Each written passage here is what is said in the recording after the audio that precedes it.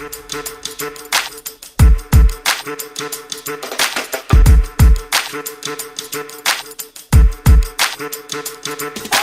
to The Low, and we have your live streaming news today on the February 18th.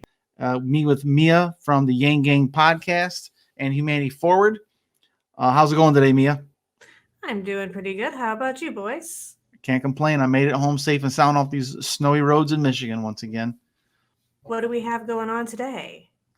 Well, we actually are going to be talking about the lovely state of Texas, how they're great representation. But to start with, we're going to start with the Democrats introduced a sweeping immigration bill for 8-year pathway to citizenship. It's called the U.S. Citizenship Act of 2021. It follows priorities set by the president in an executive order on his first day in office and is sponsored by Senator Bob Menendez of New Jersey, Linda Sanchez of California in the Senate and the House. Amongst other things, the bill is expected to provide an expedited path to citizenship for farm workers and undocumented young people who arrive in the U.S. as children with temporary protected status under DACA. Replace the word alien with non-alien in law. Raise the per-county caps on family and employment-based immigration numbers.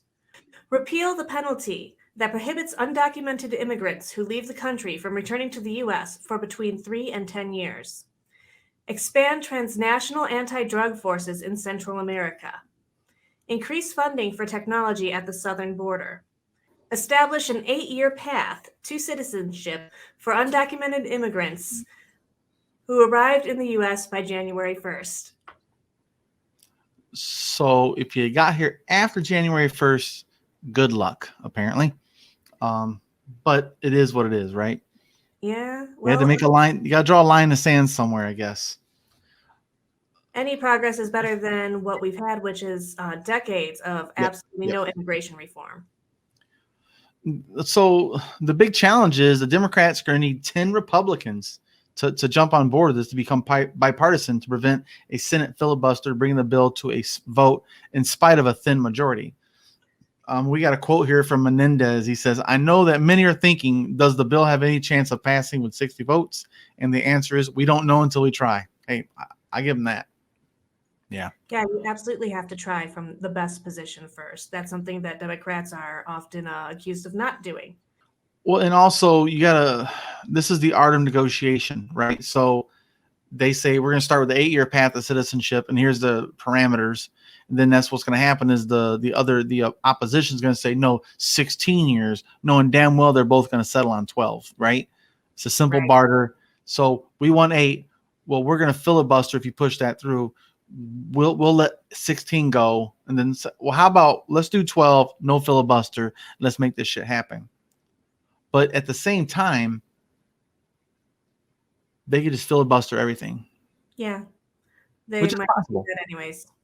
Yeah, but it gives them some wiggle room, right? So that's what I'm kind of hoping for, is this type of negotiation will be truly a negotiation, not just F you, we're not going to give you any wins, so we'll see.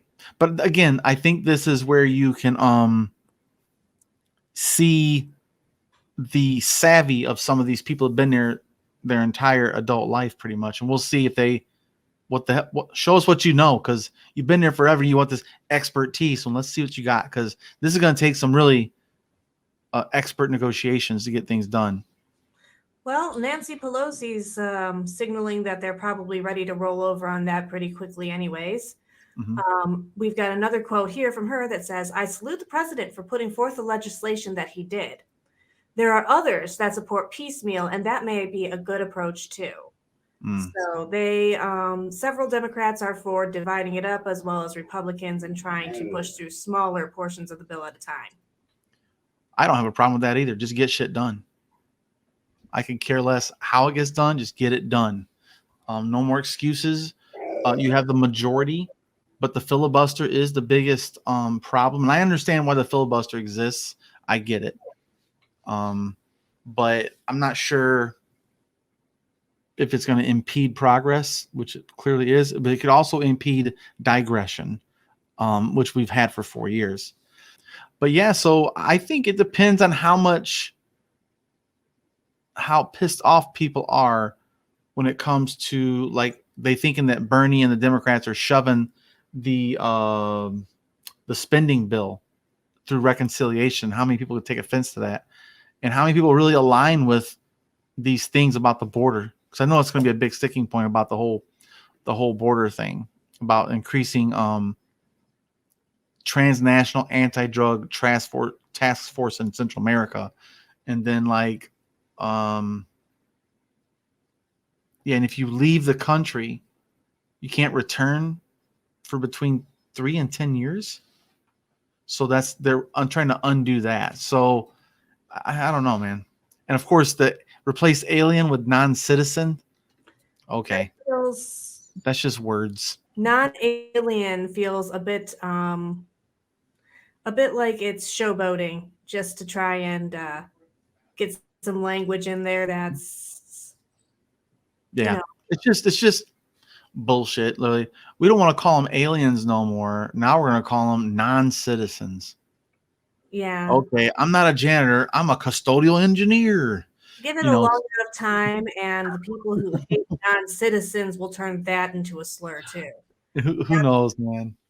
What's up, nons? It's going to be some shit like that. A bunch of nons. It's our language is so dumb, and our government is even dumber.